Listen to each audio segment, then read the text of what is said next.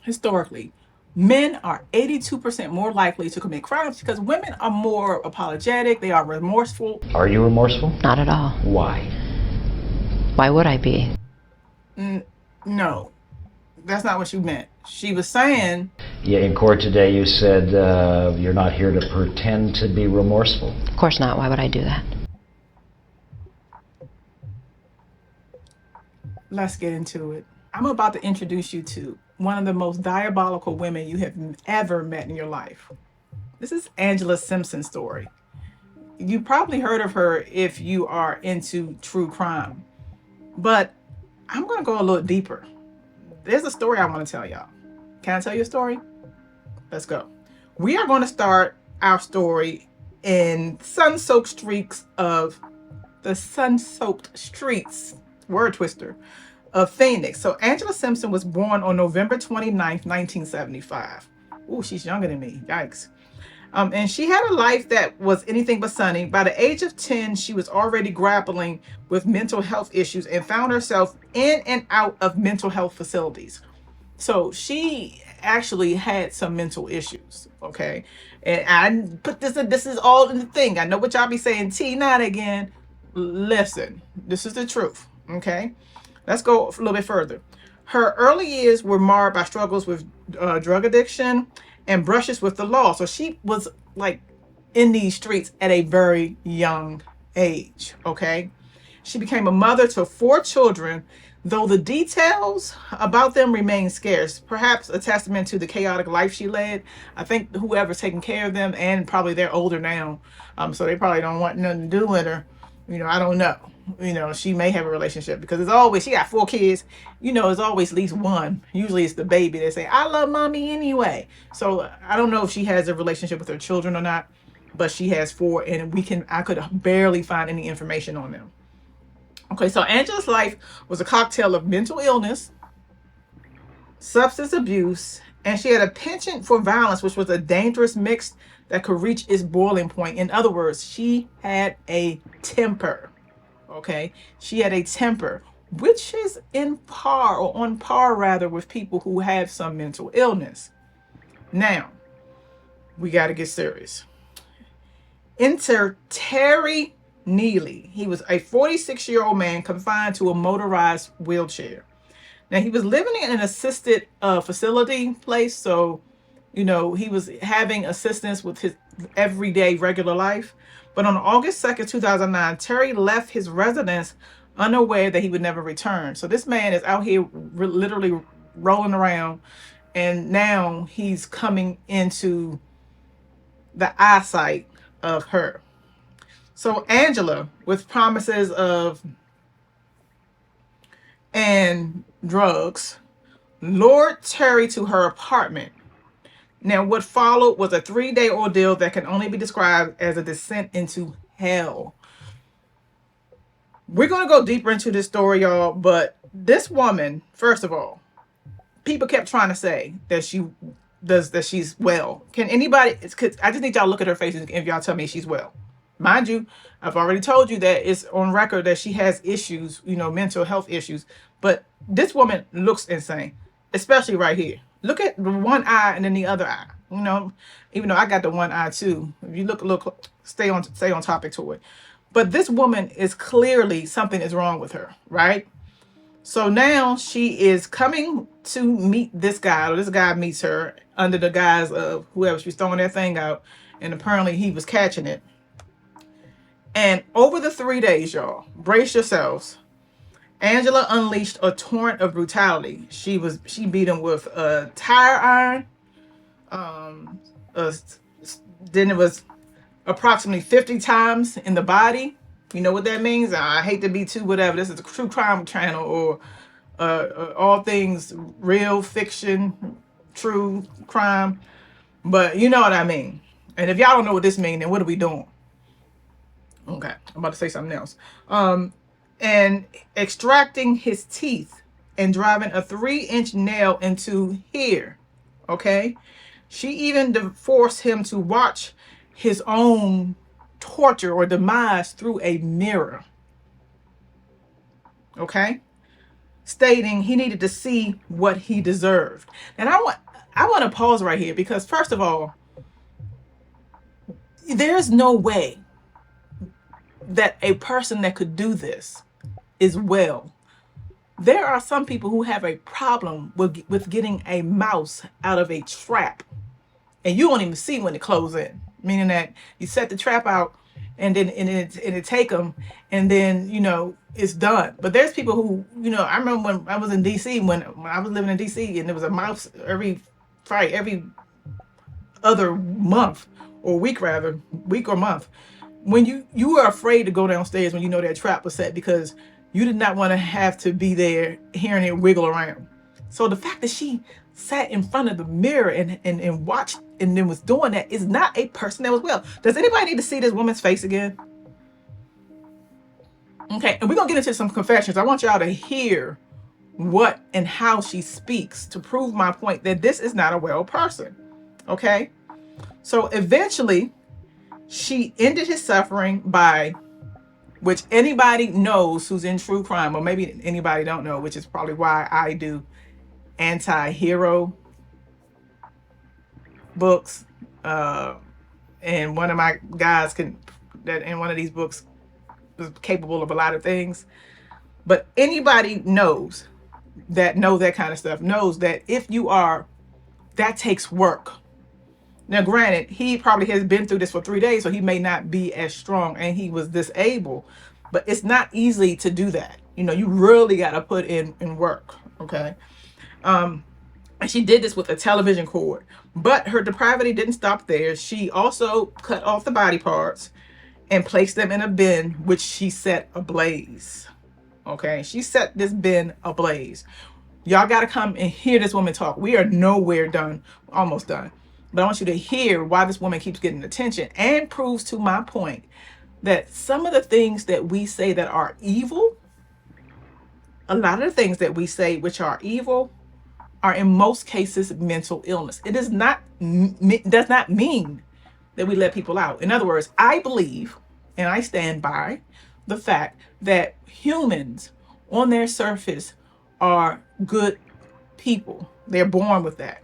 Unless there's some kind of brain deficiency, sometimes when you are born with some kind of substance in your system that can throw things off. But by our nature, we are good people. So that if somebody is capable of sitting somebody in the mirror and proceeding to this level of crime, something is wrong.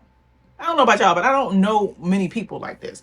This is not to be confused with the people that just, out here got a couple, 2, 3 things going on. They may snap every now and again if you don't like them, or if they got an attitude, if you ain't calling them on the phone, and now they want to cut you off or all that. Outside of that, I ain't talking about that. I'm talking about the depravity of going this far. Does not mean that you are well. Well, during her interrogation, which we're about to listen to, one of the few, Angela confessed to the murder without a hint of remorse. Look at this woman's eyes. Oh, she's okay, everybody says. She's just over there acting out. Okay. Without a hint of remorse. Her justification, she believed Terry was a snitch. And that he got what he deserved. Let's just take a look at her for a moment. Look at her. Now to listen to the confessions. Now, one of the things that burns me blue is ignorant questions. Like, the woman said the one thing, let's get another response. But instead of getting another response, this person keeps asking the same question, which is doing something to her. Almost like a sexual thing that they feel. And I'm going to tell you why I believe that. But let's listen real quick. I took him to my house, walked him down the street. I don't know why the media acts like the motherfucker couldn't walk. He walked very well. Walked him upstairs, kicked his ass, and killed him. And you're very upfront Very much. about talking about this killing. Right. You murdered this man. Yes. Look at the You eyes. tortured him. Of course. Are you remorseful? Not at all. Why? Why would I be? Well, why did this man deserve to die? You claimed he was a snitch. Well, What proof do you have of that? He told me he was a snitch. He told you. On many occasions. Now, she But said that really that. doesn't matter. Why did you guys want to kill me? She said that. Okay, we haven't talked to Terry, so we don't know what he have said. Like a picture, somebody with tire irons and all kind of stuff in front of you, and you admitting to that. The only way you would admit to that is if it's under duress. Phoenix wanted to kill me. What's the difference? Everybody has a reason to kill. Look at the eyes. My reason might not be good to you, but your reason wasn't good to me. So. That's just one. Let's look at another one. Authority in any way they want to because they can. And there's nothing anybody can do about it. Simpson went on to explain how she ranks those she considers to be the... So what I want y'all to do is when y'all looking at this, because again, I'm pressing this point because people are saying they want me to believe that there is nothing wrong with this person. She's just acting out. This person is psychotic. And I'm going to tell you what kind of psychosis I believe that she has because of one thing. Y'all got to stay for that. One, it's a real quick thing that she says that lets me know I may be on or what kind of mental craziness that she has. Lowest of the lows. Chomos are definitely beyond any doubt the worst and most vile creatures on the planet. So now she's going to tell us what people she believes needs to be unalived. And so that's the question that was asked. And so she says chomos, and a chomo is supposed to be a PDF. Yes, the snitches then would come in second, and cops would be third. Yeah. How about people who murder other people? What about them? Where do they fall And where? in your hierarchy? Of badness? Look at the glee that she gets on her face. They don't. You want to throw murderers in with cops and chomos? Are you serious? You're kidding, right? You can't put murderers in a category with up people. First of all, she's trying to justify, of course, I don't need to be considered as these kind of vile people because people who are like this got to have a person over top of them. That's why I'm weary of people like that in life. People who they need to feel better about themselves by making you the worst person. I may do this, but I don't do that. That's typically what she's doing. I may have unalived somebody, but I'm not worse than a chomo or a cop. Let's go further. I heard they said I was possessed by the devil. I think that's hilarious, isn't it? Now, of course, this is for my part of my community, the Twisted Baby true crime community, who totally believes in evil. She's going to make you feel justified. But what if mental illness and evil are the same? Like, what if it's the same? My theory, though, again, and I stand by it, is that people are not born this way. Something had to snap. You don't let them out. But if we could catch this with the babies or other people who, just need a little bit of assistance, maybe she could have got on some kind of medical intervention, then we won't have this. But this is going to justify for all the people who keep on saying, yes, it's evil, the demons and all. Y'all going to love this. I heard they said I was possessed by the devil. I think that's hilarious. Isn't that beautiful? The media says you did some pretty heinous things. Does that bug you? Does it bug me? What people say? No. I give a broke. I really don't. I have no concern for what people think. I told my kids when they were babies they saw a guy behind the Circle K. I told them that's how cops grow. So, yeah. She told her kids that when they saw somebody pooping behind the Circle K, that's how cops grow. All of this is because she has one thing that's a kink that she is getting out of all of this. And I'm going to show you this. And then when I show you this, I'm going to tell you what I believe that she has. I'm taking from the standpoint as a writer. Please, if you are interested in why people do the things they do and you want to deep delve, subscribe, like, and join my channel. You can get the videos and just see it all day long. But there's a group of us that want to know why. First of all, we don't want these people in our house, in our beds, or we don't even want to work with these people. We want these people away from us. So if you can spot this kind of stuff before, maybe you can save somebody's life. Listen, malignant narcissism, the need for validation.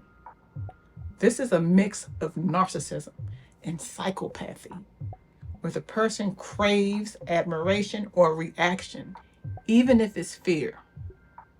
People with malignant narcissism often want people to acknowledge their actions, even if those actions are horrific.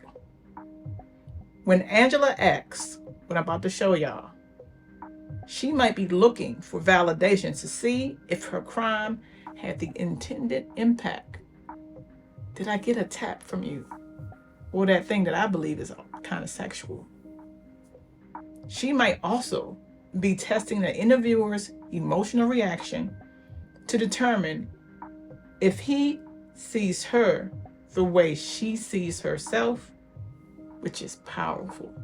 After she has said some of the most god-awful things ever to be said, she says, "What are you thinking? What are you thinking?" Because she needs to know how you're feeling so that she can go in her cell later on and possibly feel any number of things. You need to be looking at the dead motherfucker, not the motherfucker that killed it. Do you have any guilt about any of that stuff? Guilt, yes. I'm overrun with remorse. Justice. Justice is lovely. What are you thinking?